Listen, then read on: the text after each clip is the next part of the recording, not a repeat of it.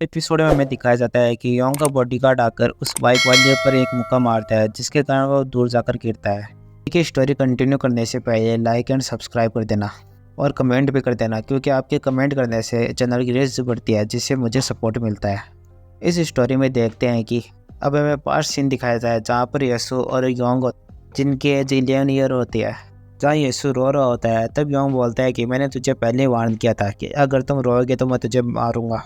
यसु कहता है कि ये ग्रेड 6 के सीनियर्स तुम्हें मारने वाले थे। मैंने सोचा कि तुम्हें चोट लगने वाली है।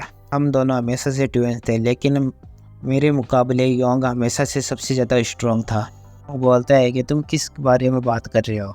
अन्य तो मेरे पास उन्हें, मैं उन्हें देख लूँगा, क्योंकि तुम्हारा बिग ब्रदर अभी तक किसी से हारा नहीं है। अब कुछ सालों बाद का सीन दिखाया जाता है जहाँ पर क्लासरूम में सभी बच्चे खिड़की के पास आकर बोलते हैं कि देखो बैग डोंग क्या। तब सभी बच्चे उसे देखने के लिए खिड़की के पास आने लगते हैं और कहते हैं हाँ तुम तो सही कह रहे हो।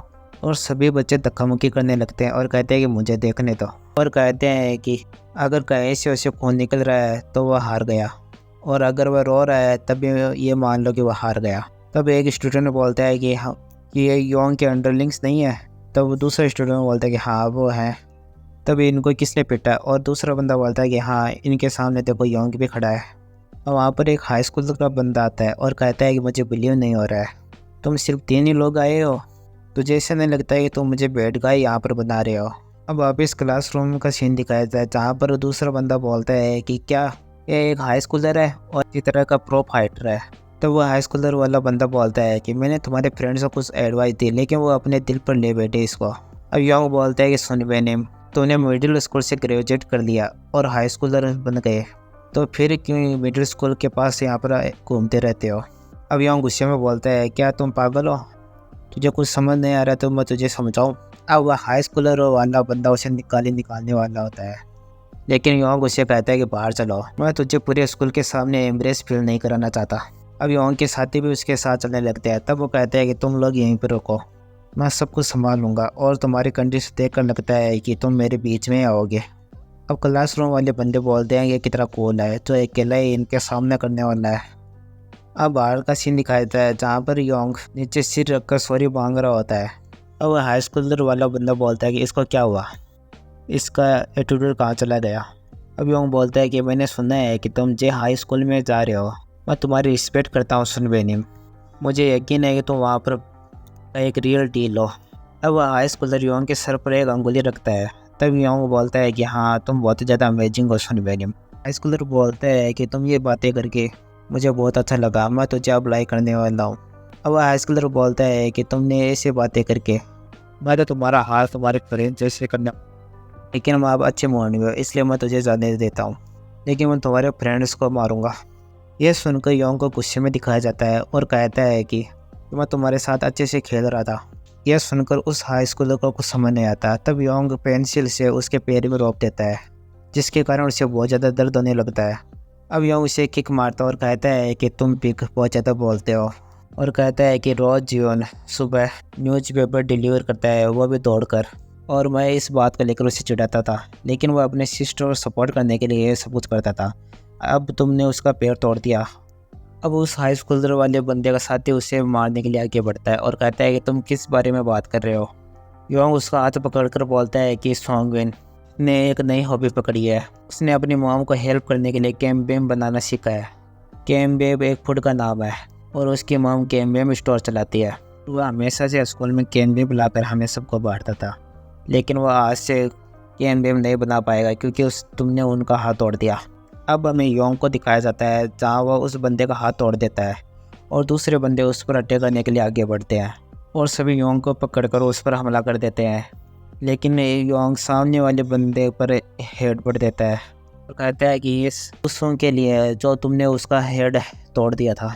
अब योंग अपने सिर को पकड़ता है और कहता है कि बहुत ज़्यादा दर्द होने लगा है। अब उस हाई स्कूल में सभी साथी उस पर हमला करने के लिए एक साथ आगे बढ़ते हैं। अब योंग गुस्से में मिडिल फिंगर दिखाता है और कहता है कि जो भी मार खाना चाहता है वो आगे आए, मैं तुम सबको मार दूंगा। अब यूसुफ बोलता है कि मैं अपने भाई से बहुत ज़्यादा नफरत करता था, क्योंकि मेरा भाई जो मैं कुछ नहीं करता था वो मेरा भाई करता था, इसलिए मुझे उससे जेलसी होती थी। अब हमें दिखाया जाता है कि एक बंदा आकर उन हाई स्कूलर्स पर अटैक कर देता है तब योंग बोलता है कि तुम यहाँ पर क्या कर रहे हो, और वो बंदा और कोई नहीं यसु होता है। अब हमें बताया जाता है कि यसु अपने भाई से इसलिए जेलसी होता था क्योंकि वह उसके जैसा बनना चाहता था। अब हाई स्कूलर बोलते हैं कि योंग तुम दो कैसे हो गए। योंग यसु से बोलता है कि तुम यहाँ पर क्यों आए हो। यसु बोलता है कि ब्रदर मुझे नहीं लगता है कि मैं स्टडी के लिए बना हूँ, मैं कितने भी ट्राई करूँ लेकिन मुझे कुछ भी समझ में नहीं आता। यह सुनकर योंग हंसने लगता है।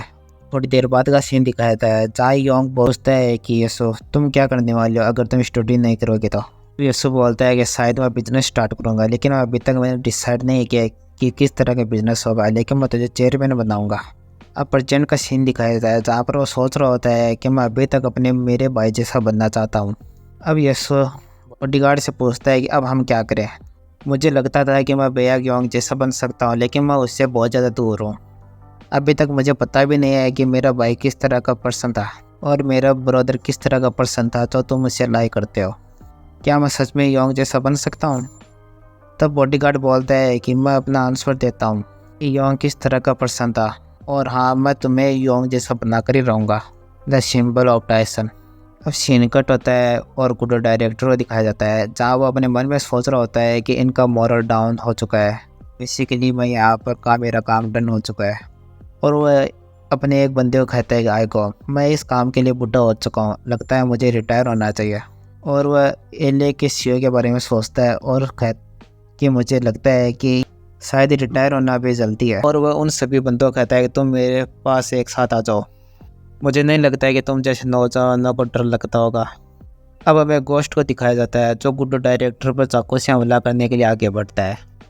और ये एपिसोड यहीं पर पूरा होता है। अगर ये एपिसोड आपको अच्छा लगे तो लाइक एंड सब्सक्राइब कर देना, क्योंकि आपके लाइक एंड सब्सक्राइब से मुझे मोटिवेशन मिलता है और ज़्यादा वीडियो बनाने के लिए।